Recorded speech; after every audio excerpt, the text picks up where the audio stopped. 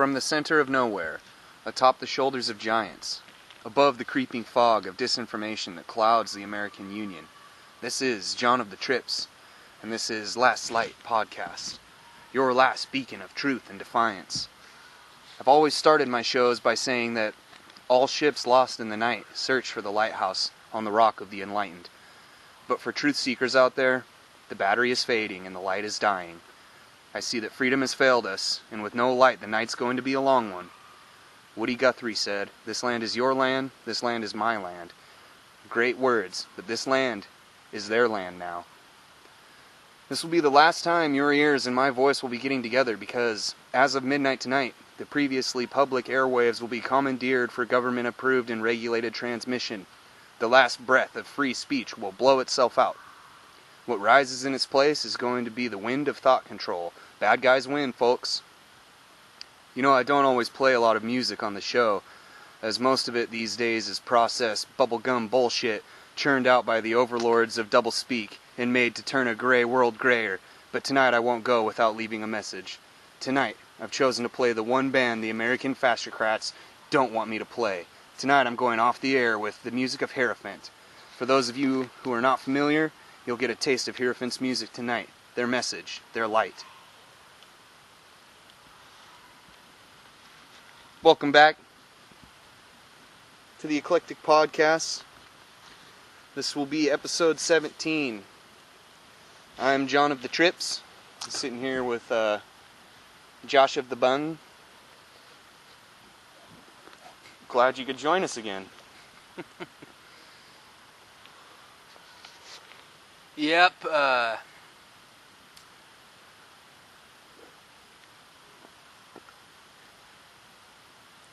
just enjoying this solemn moment here before the overlords come and turn us off. That was a monologue performed by Stephen King on Hierophant, aka Shooter Jennings' band, the album Black Ribbons, which is a great concept album about dystopian society, and Stephen King has a lot of Trips. Yeah, he has a lot of trips and monologues on there. For those of you not familiar, check it out. It's a good album. Triskaidekaphobia is one of my favorite songs of all time. So, where did we leave off last time? Well, we were talking about Waco and kind of the dangerous precedent that set. Yeah. So maybe what we could jump into here is maybe the pros and cons of further decentralization of the government. Decentralization is basically taking power and authority away from the federal government and allowing more individual states' rights for them to kind of create and manage their own laws, or I like to think of it as more individual freedom for people in their own communities and regions to decide for themselves the laws that they want to put in place and kind of the I'm not really sure, the legal culture that they want to live in. And there are pros and cons, of course, to decentralization. I think that from what we were talking about before, the whole Waco incident and then the whole the NSA spying scandal and all of that stuff, that those things are examples of centralized power becoming corrupt. Yeah. And so it naturally evokes a debate about how centralized should our government be in this country. Should we look at decentralization? There already is some decentralization that's happened over the years. You know, and of course the country started out as a confederation of 13 states. You know, we weren't even really a country in the true sense of the word until later on. it was a partnership between states. And then over time, the federal government gained more power, and that where we're at today is we're kind of looking at how much power should the federal government have versus local governments, state governments, that type of thing. What are your initial thoughts on that? Well, I'd like to just start by saying that it's kind of a tricky topic in and of itself because decentralized government doesn't really have any set definition that we could refer to here. It's essentially taking, there's a centralized figure, agency, or something of that sort that has all the power in government, in this case. And decentralized government would be taking some of those responsibilities and splitting it up between different agencies. Possibly one form of decentralized government would be decentralizing the federal government just into more separate entities and agencies, or like you said, splitting up all the states into their own, governing bodies and giving them more powers. Yeah. So, there's multiple ways we could go about it. I think overall it would be a good thing. There are some pros and cons we could get into here. Some of the pros I would suggest are that you would have a more accurate representation by your government state to state than we do now. Yeah, definitely. It would be, the policies set in place would be more in line with what the people of each state prefers, which I think would be a good thing. There's also the possibility that there would be less corruption because people would be held more accountable, and there isn't just one guy making all the decisions, i.e. the president, Yeah. It's every state having their own version of a president or whatever, and kind of doing it that way. And it's interesting to see because today we already have kind of these clashes that are going on between state and federal governments. Like when states sign into legality gay marriage or pass marijuana laws that legalize cannabis, things like that, there's this clash that's developing between state law and federal law, which supersedes the other. Most people now are saying that federal law supersedes state law. Yeah. Is that right? I don't know. I think it's like you said, which is very important, is that it's a more accurate representation for the people of a region or a community when they have a more localized government rather than laws that a law that works in Louisiana might not work very well in Washington State. Yeah. That type of thing. And then I guess, the reverse of that is there are definitely probably some drawbacks of having a lot more of a decentralized government. I'm trying to think of some right now because I know they're out there, but I'm having a tough time off the top of my head. Well, what would the pitfalls be? One that I can think of, just off the top of my head, might have been better to do a little more research before we got into this topic. Today's kind of an abrupt podcast. Yeah, but whatever. Most of them are. One I can think of off the top of my head is certain states, if that's how we decided to split everything up, like we touched on earlier, there's many different ways to do it. But if the states were all granted their like true freedom to make their own laws. Yeah, their own sovereignty, I guess, so to speak. Yeah. There's the issue of some states maybe not being strong economically as other states, and not being able to effectively govern. Well, yeah, that's very true. There's already discrepancies between minimum wage laws and the economic, like the financial, monetary side from one state to the other. You're going to find a different economic situation. But I would say that probably it seems like if every state was left to really, I don't know, decide for themselves about, without federal interference, they might be able to, again, it comes back to like an accurate representation of whatever the natural resources or whatever the main industries of a certain state or region are. They might be better. I mean, it seems, to my like unknowledgeable eyes, it seems like the free market would take care of that. And like one state, whatever, if we have a lot of trees in Washington, we can trade with Kentucky to get coal. I think that's kind of already what goes on, so I don't want to sound ignorant here when I'm talking economics, but I think that, I'd like to back up too and say that I don't think one of the pitfalls might be states trying to make their own currency, and I don't know. I think that would be a problem. Yeah. I think with all the interstate travel that we do in this country, because we are a country, we don't want Idaho to have their own money or Washington money not to work in Idaho or like not accept it. Like, oh, you need Idaho bills. It's like traveling to another country. So we'd want to prevent kind of an international heightened sense of awareness, or not awareness, but a heightened sense of security when we're traveling from state to state. We don't want it to be like we're going to a foreign country when we cross the state border. Yeah. One thing you touched on a little bit earlier too, it's like you see kind of the clash playing out between federal government and state governments. A few examples of those, like you said, gay marriage,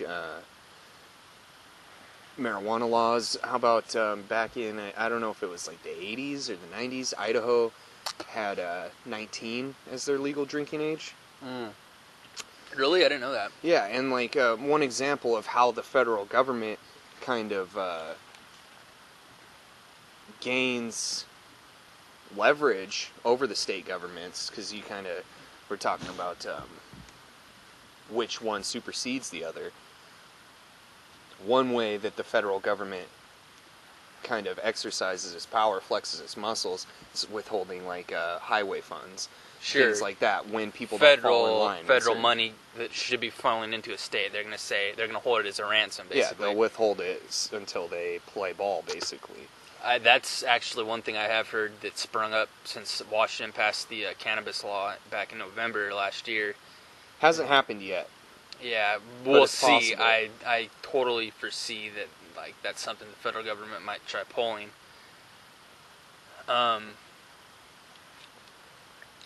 So yeah, there's a lot of these different issues that vary from region to region, and it's not all to do with state government versus federal government, like you said. There's a lot. I mean, if you just look at the populations of where we live with other parts of the country, just the populations of the people are a lot different between the Northwest and the South, or the East Coast and the West Coast. It seems like it would be better for like every your quote unquote average person to have more of a voice in their government if it was more decentralized. Exactly, and our country is just so massive today. I mean, there's not a country like us on the planet. I mean, we are one of the most populous countries. I think there's 300-some million people growing every day. There are countries that have more people, but there's not a country, I don't think, that has our diversity, all the diverse economic resources that we have, or natural resources. I mean, all the different industries that we have, and so it's such a massive, diverse population from coast to coast. And it inevitably, it's a trick to figure out how we're going to govern this fucking country. Yeah.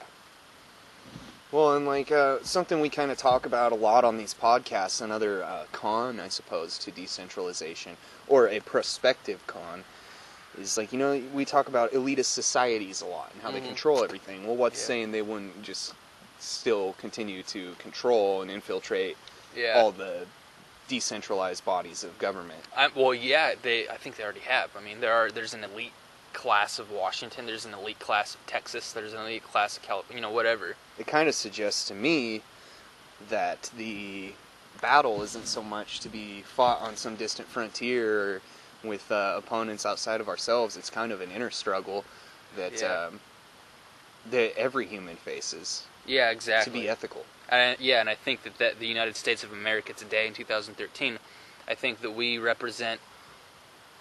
A lot of people talk like Obama's a very polarizing figure. Politics in general are very polarizing today. Yeah. And maybe I would suggest that they're not really that polarizing when you look at the underlying facts behind it all. But for the sake of the argument, you have the Republicans and Democrats, the right-wingers, the left-wingers. Well, you know,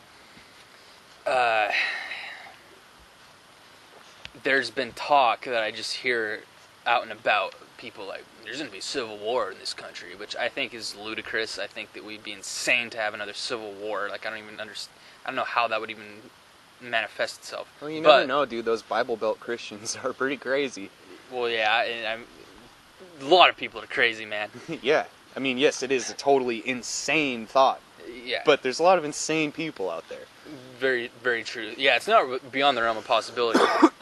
But the point I like to make is that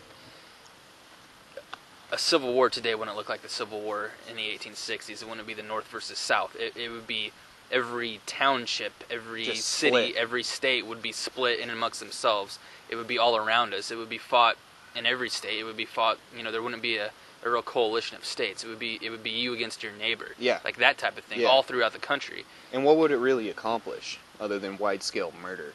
It would genocide? accomplish absolutely nothing, like nothing positive. So, I mean, again, that's a ludicrous idea, but the It's point an idea nonetheless. Yeah, the point we can take away from it is that it is such a divided country, and divided along mainstream lines. Let me add that it's there are these teams that people align themselves with, and I just think that tying it back into the state versus federal argument, it just makes that all the more complex to figure out, because like you said, I think a couple minutes ago, who's to say that it's just not going to become the same thing? Even if it's a state government that, all right, we have sovereignty as a state now, the federal government's not going to interfere with our laws, we're going to get funding still, whatever. Let's say that problem completely gets resolved, and that there is a lot more decentralization. Who's to say that the state government doesn't become the de facto federal government for us, exactly. in our communities? It's endless, it can keep trickling down. Mm-hmm. I think, I don't know, if done right, it would be a good thing for our country, but that's the real trick, isn't it? Mm-hmm. Kind of looking at some Wikipedia on decentralization. Yeah. Just to kind of go over some cons, because we were kind of struggling to come up with those. I know, you never quote Wikipedia on a college paper, but this isn't a college paper, so fuck off. It's a great resource. Yeah. It's like basically a free encyclopedia for anyone who has internet access. Better than any encyclopedia that's ever been put into paper. Well, yeah, I like the fact. I like Wikipedia. A lot of people rip on it because of the fact that it's like all user-written content, but that's why I like it. Yeah. Anyways, I digress. I'm going to get off topic and start singing the praises of Wikipedia.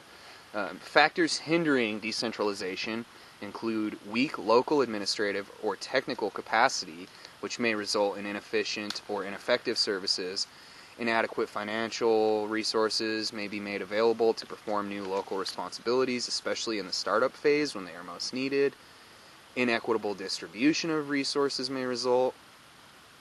Decentralization can make national policy coordination too complex, which we kind of talked about a little bit with like the Treasury and that stuff. Yeah, or the Federal Reserve. Yeah. And it may allow local elites, another thing we talked about, to capture functions. Local cooperation may be undermined by any distrust between private and public sectors. And it kind of goes on, but those are some of the cons to it. Maybe we're framing this in the wrong way. Maybe the debate as a whole is framed in the wrong way. I think what we want is just a truly representative government, a true democracy. Yeah. A republic. Does it exist? A public matter. Well, it can exist, but of course it can. It doesn't. It doesn't right now. Has it ever? Would be my question. I'm sure that there's spots throughout Yeah, history there's where probably like points in time, but the tendency seems to me that it tends to degrade into corruption and all that, Yeah, look at us, look at the United States of America, look at Great Britain, look at Rome. Rome went from a monarchy, oh, we're a republic now, yahoo, oh, turned into an empire. Yeah. So yeah, it's definitely a trick, but I think we talked about this before maybe, but Congress and the government, it's especially the legislative branch, and like we could go all day about the pitfalls or the negative aspects of the executive branch, which is the president and his cabinet and all that. But as far as the legislature goes, I don't think Congress is an accurate representation of the people, because again, it's like that's a system that was set up hundreds of years ago when we couldn't have communication across the country, so we had to send an elected representative to go speak for us in some far away distant land, the land of Washington D.C., and speak our mind.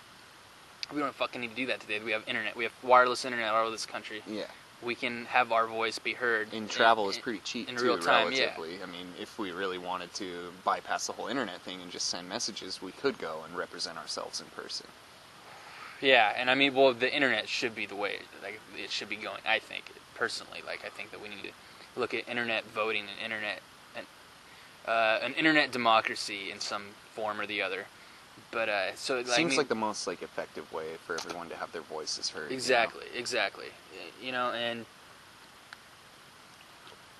I guess that's a whole other topic to get into. But I think that is kind of the same thing we're talking about here with decentralization. Is just what's the best way to have representative government by the people for the people. Yeah. It's probably not what we're doing right now. Whatever the hell this is that we're doing. No, I would go out on a limb and say I know with 100% certainty that it's not what we're doing right now. It doesn't work, people, obviously. And there are some examples of decentralization in our government today, with, like you touched on earlier, executive, legislative branches, judicial branch. But I think it needs to go a little further than that. Those systems are crumbling. They don't work anymore. They're obsolete for reasons that we touched on earlier with, like the internet and everything.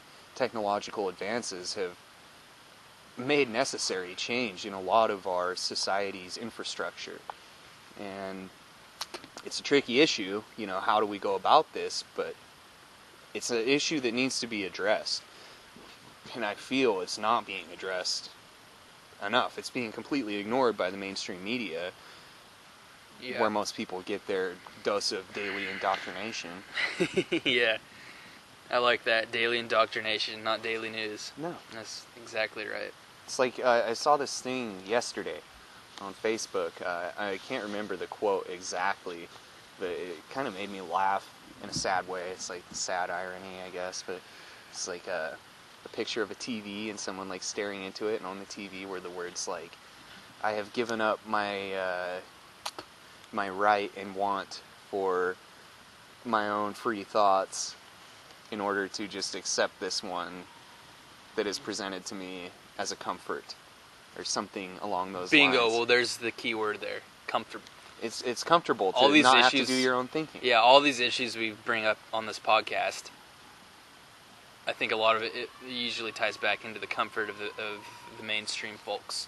They're so comfortable with the status quo and the way things are, and just, this is good enough, I don't want any more, like don't give me too much freedom, don't allow me too much independent thought, because I don't want to put that effort in.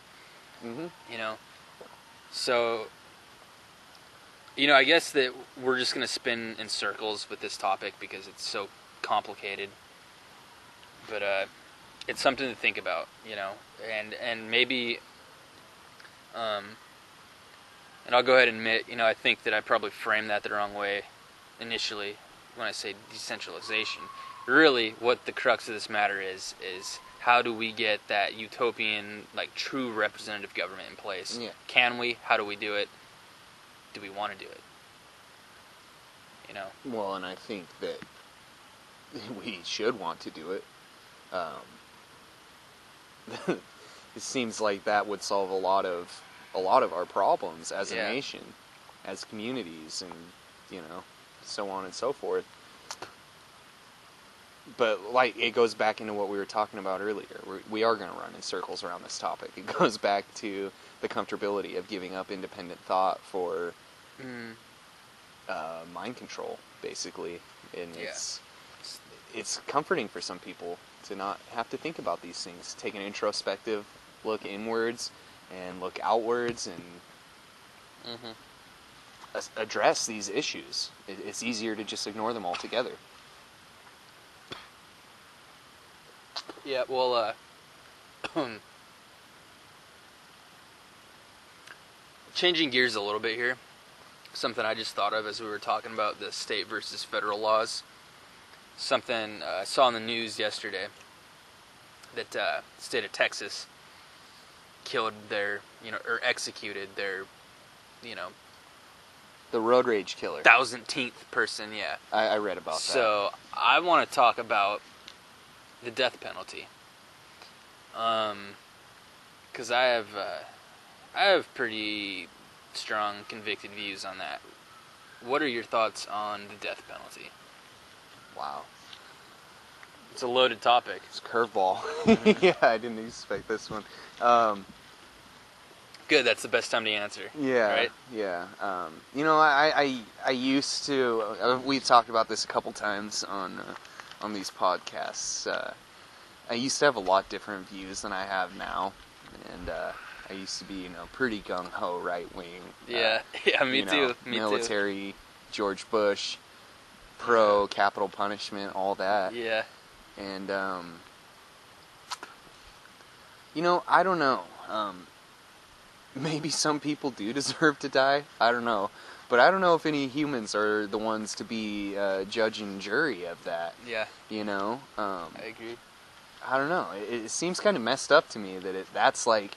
We talk about mainstream news being a kind of thorn in our evolutionary side, so to speak, a lot.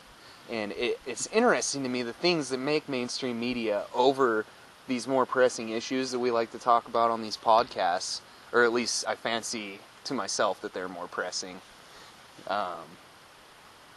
It's interesting. Like, what do people get out of that? Why is that news? Why is that what gets on the news? Like, people, you turn on the nightly news every night, it's people murdering, somebody put to death, stuff murdering. like that.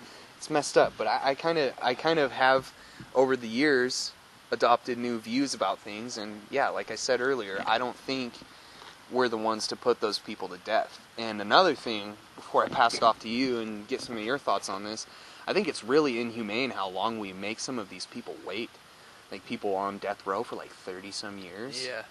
That's fucked up. If it was me, I'd want them to just do it. Get it over with. Torturous, yeah. Yeah. Yeah. So I agree with everything you just said, and I also was pretty shameful in my younger years. I was intemperate in my youth. Yeah, well, we both were. Benjamin Martin. I was, until I was about 21. Probably I started changing after that. But anyway, I have pretty strong convictions on this issue, and I don't think we've talked about it yet on the podcast. No, so this is a brand new topic. Total curveball. I'm 100% against the death penalty, and I think it's an asinine and barbaric residual from more unevolved and barbaric times in human history, something that's still present today. And for one thing, it's funny to me, an ironic side note, that the states that are the most ardent supporters of the death penalty, states that put the most people to death, we're talking about the most quote-unquote Christian states. Yeah. Texas, down south. Right? Bible Belt. The Bible Belt. And we have kind of touched on this before, that how in the world does a Christian, someone like that actually reads the teachings of Jesus Christ, support the death penalty? Yeah. How can you reconcile that with what Christ's message was? I mean, at every turn, Christ is saying, turn the other cheek, love your enemies, don't be the one to judge, the Father in heaven, God, the universe, whatever you want to name it, that let that be the judge.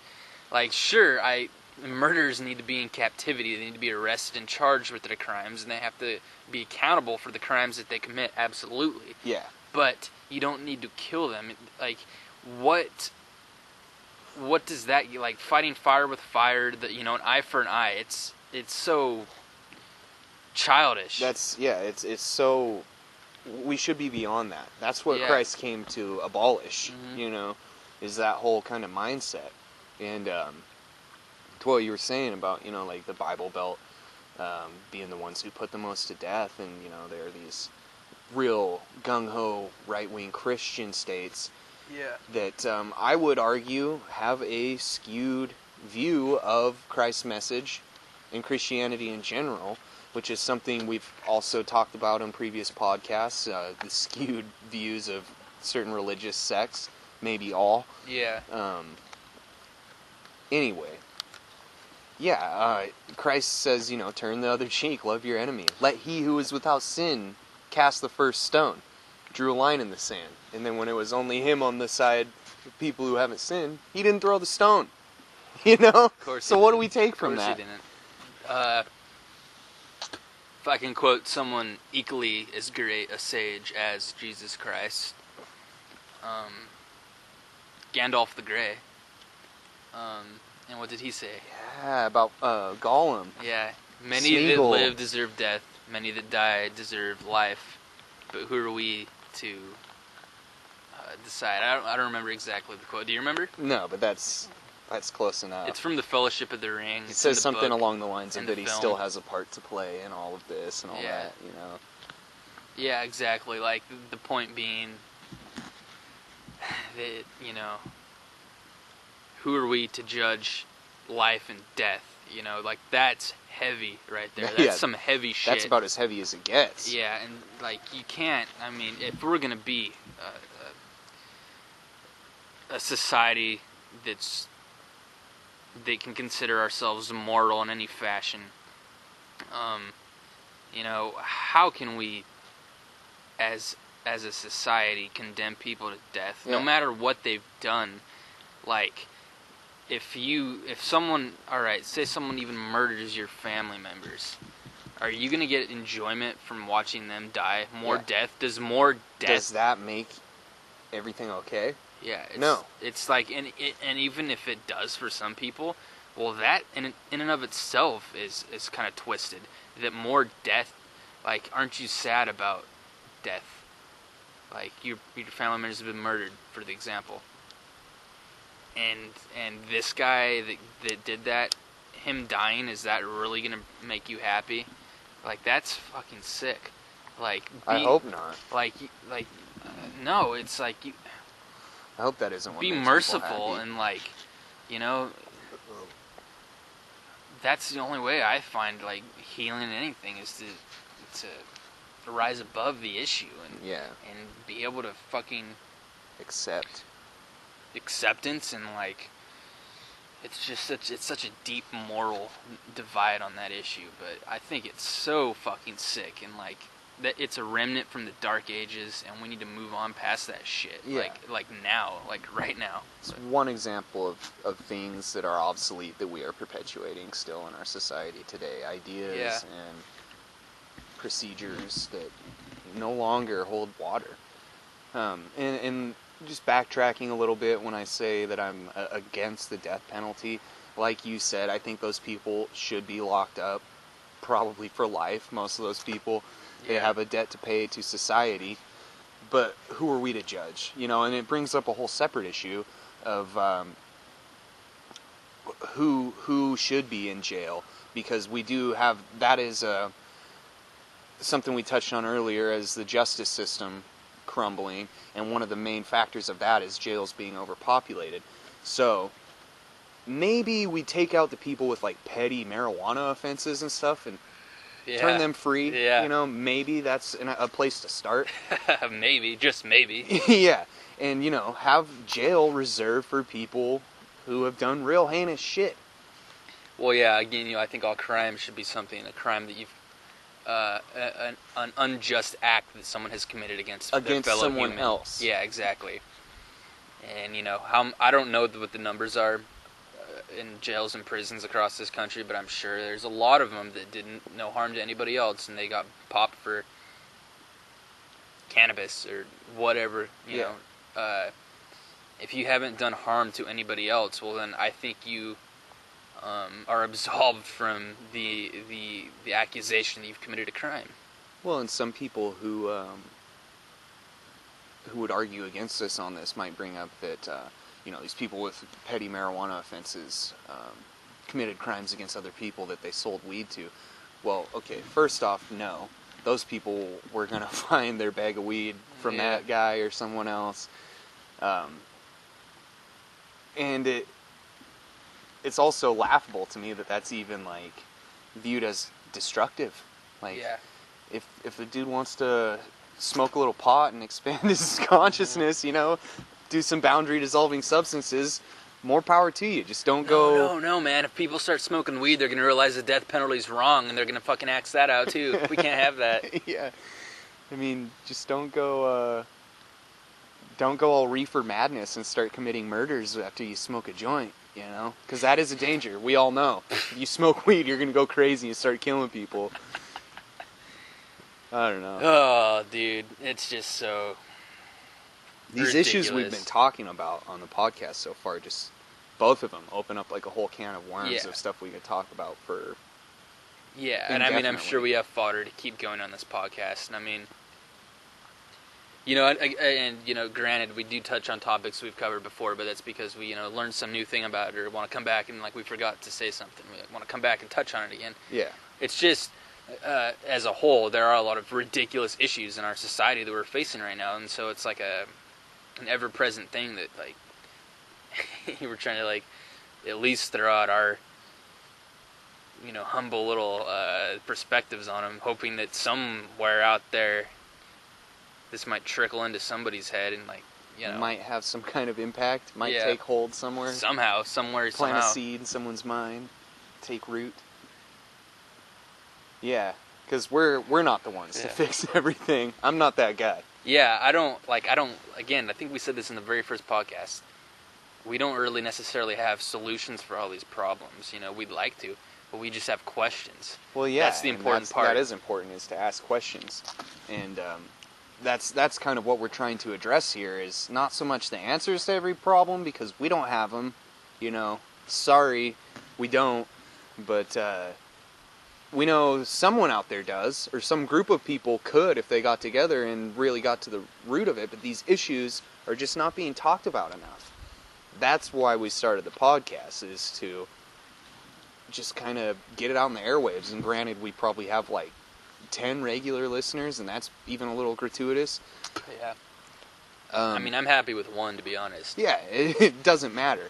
I mean, we're doing it because we get some sort of fulfillment out of it. It's fun for us. Yeah. But we're just trying, that's the main goal of this podcast, is to get these issues out there, get them talked about, not to get up on some platform and pretend like we have it all together and we're going to run for president next time. You know, like, because I don't want to be that guy. I couldn't be.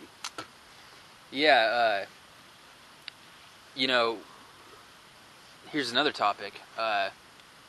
Do we need a president anymore? Going back to what we were talking about, having a true representative government. I think that's too much power for one man. Yeah, well, I do too. I think that in the event that we actually did establish a true representative government of the people, by the people, and for the people in the United States of America, then we can look at electing a representative to represent us in diplomatic matters worldwide. But he's a representative, and he doesn't have executive power to make decisions. He's like he's like, all right, here's our bro John over here is going to come over there to England. He's going to talk to you guys about some shit.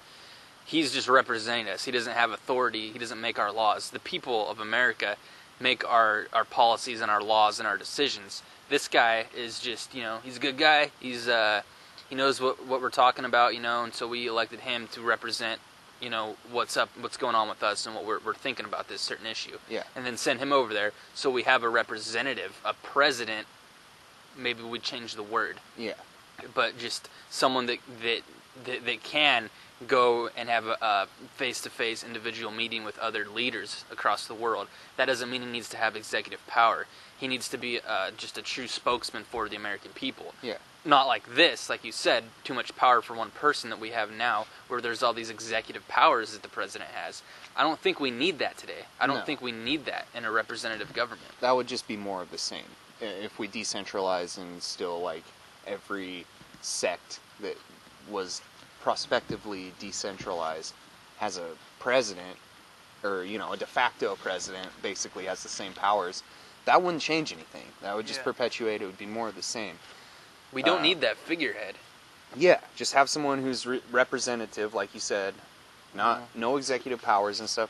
And if they are representing us in a bad way, the decentralized government, whatever is put in place, would need to have avenues we could go, fail-safes against that, where we could boot their ass out of office quickly. Yeah, exactly. I mean, it would be much less of an issue, too, if he was only a representative and didn't have that executive power, because, this guy's saying this shit over here. It's not really on base with what we are all thinking here in America, with the American people, what we want. So let's just get him out of there and get someone else in there that's going to actually do that. But there wouldn't be the dangers of this guy has executive power to launch wars and launch Jones strikes and like change financial, economic, like spying decisions on American citizens and so on and so forth.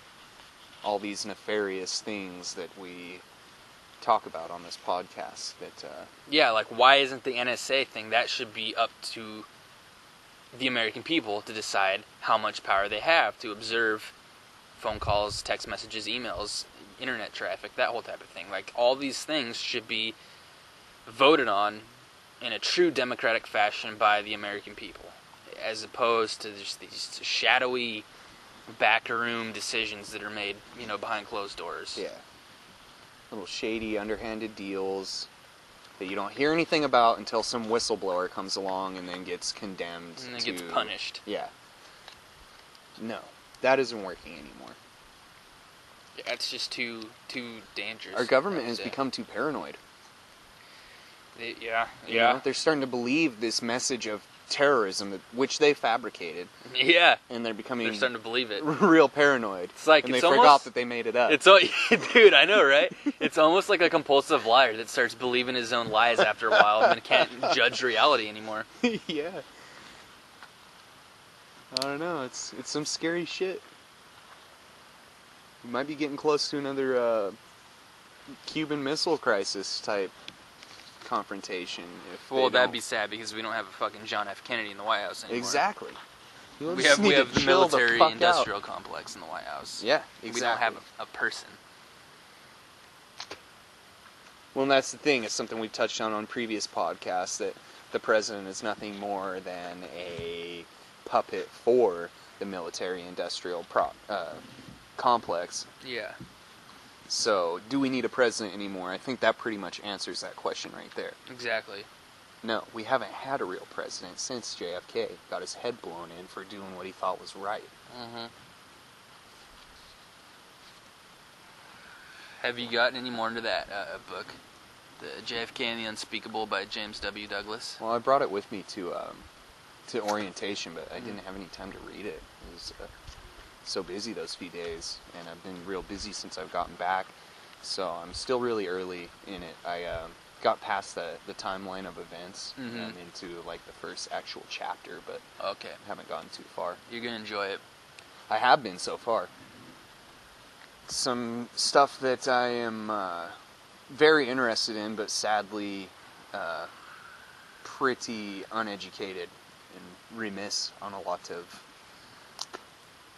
the information. That book will change that. Like, that's the Bible, so to speak, of the truth about the JFK event, we'll call it. Well, and like something we've been doing more recently on these most fresh podcasts is kind of like giving a shout out to like a topic we'll talk about on a future podcast, a preview. I'd like to go ahead and exercise my right to do that right now. Something we've been talking about a little bit. I brought it up to you. Yeah. But I want to do further research. I think we both require it. And something that I think is very interesting. We talk a lot about the JFK conspiracy. Mm-hmm. There are also other conspiracies surrounding deaths of prominent figures around that time, too, which I find interesting. Turbulent 60s. Yeah, because of all these people who were, enlightened figures. Okay, so something we're going to talk about, we might just devote a whole podcast to it in the near future, is some conspiracy surrounding, like, Martin Luther King, his death, Malcolm X, John Lennon, JFK. We can touch more on that. I know we have in a previous podcast, but we can go back into it. Yeah, we could go way further down that rabbit hole. So much with JFK. And there's more we could talk about. There's some conspiracies around Bob Marley and Bill Hicks's deaths. Yeah. I'm not saying that all of them are true, but it would be an interesting topic to bring up. Granted, they're all very interesting to question. RFK, I read a book about that, and I'm not convinced. Again, that's one more thing. I'm not convinced that was a whole conspiracy with JFK's brother, Bobby. But the point is, all these people, they all did come into conflict with mainstream society, and there were many people that wanted them dead. Yeah. And they did end up dead. So, I think that maybe it begs the question. It begs the question, and I would say that in talking about it and investigating it, even if deaths of certain of those people weren't conspiracies that were planned out, they nevertheless were people that were targeted by other people that they wanted dead, and they very well could have been assassinated later on if they had lived a couple years longer. Yeah. And that's the main point, is that what these people did in enlightening other people brought such a harsh backlash that people really wanted them dead. Basically painted a huge target on their back. And another one I forgot to mention is Lee Harvey Oswald. Some of the conspiracy around his death.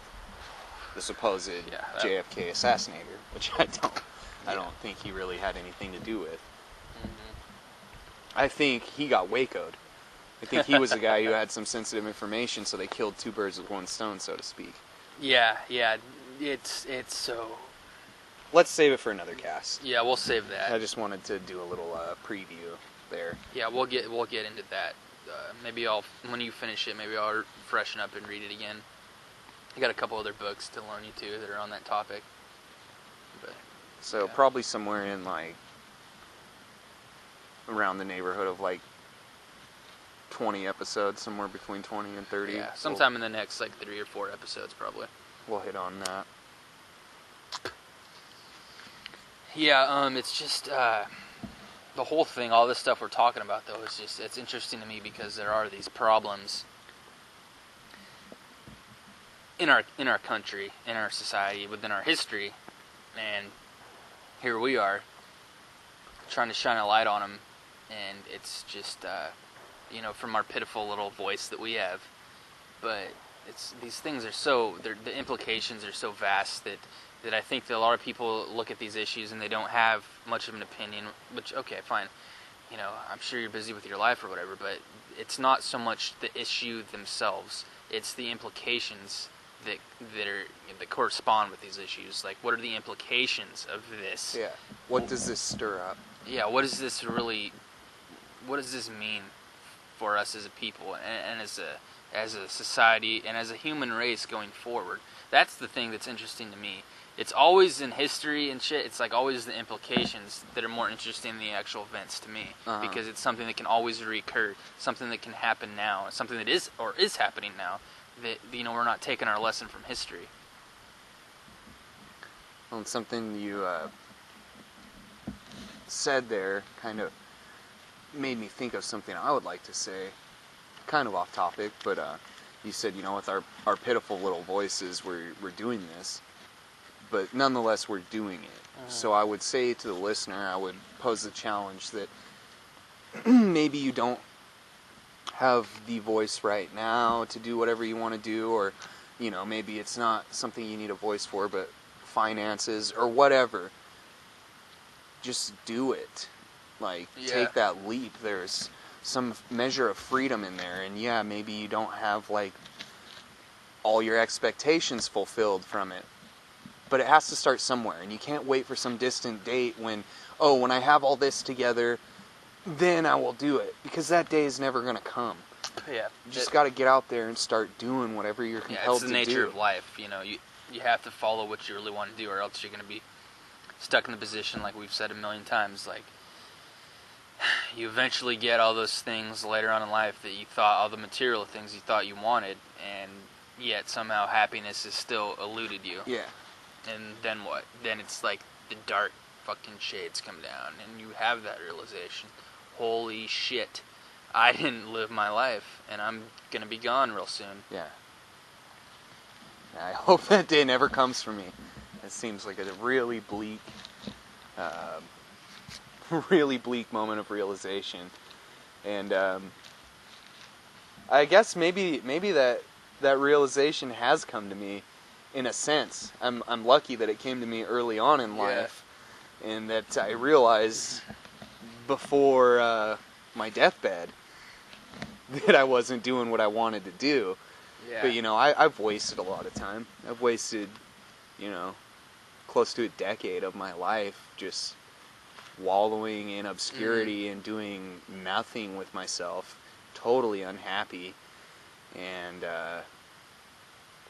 kind of had a moment of waking up, realization where, you know, it takes a lot of drastic changes, but and I'm still working on it. It's a never-ending process. It's like spiritual growth, you know, getting to where you want to be in life is like rowing upstream.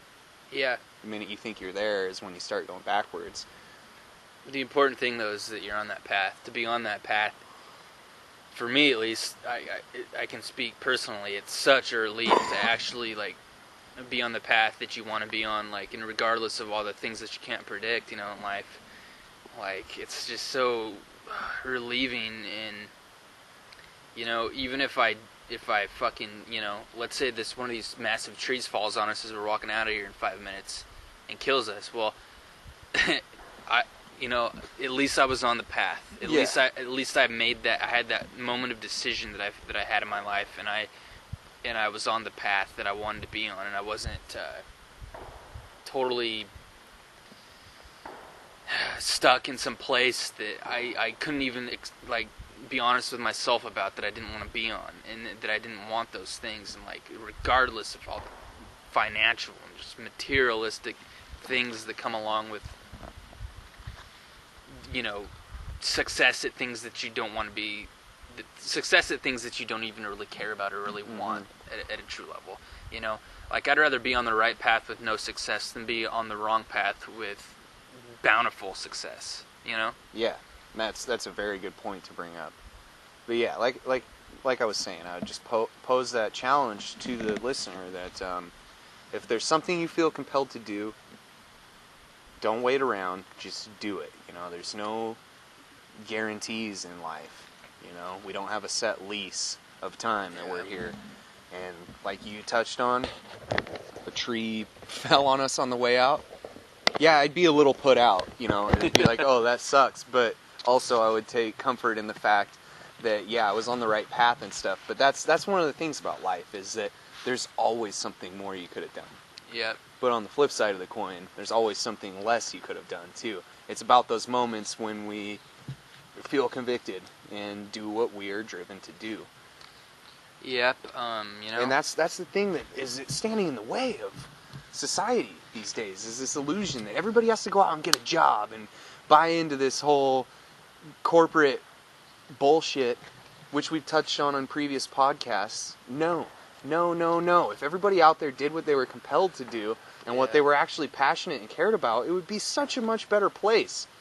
That's just another method of mind control. It'd be heaven, man. It'd be paradise. Yeah, because everybody out there has something to offer. Absolutely. I absolutely believe that. And so don't buy into the shit anymore. Do what makes you happy, people. This applies to me as well. I'm not condemning anyone. Yeah, find what you love to do and do it. Travel the world. Yes. Do what you want to do. And for the sake of yourself and for the sake of us all. Put it all out there. Put your dogma aside. Put your preconceived notions aside. Put whatever situation you were raised in, put it aside. Like, I think that, like, two things, like love and truth, you're never going to find two better things than that. And, if I can close here, I think we're about running out of time. If I could close with a quote, I'd like to quote the great Arthur Fonzarelli. Live and let live. Can you dig it? Hey. The Fonz. It's classic. Yeah, I guess I wasn't aware that we were running out of time. This podcast has completely flown by, albeit an unprepared one. A good one nonetheless. Yeah. I have nothing to add. That was a great closing quote. So thank you for joining us, and we look forward to seeing you again on episode 18. Goodbye, friends.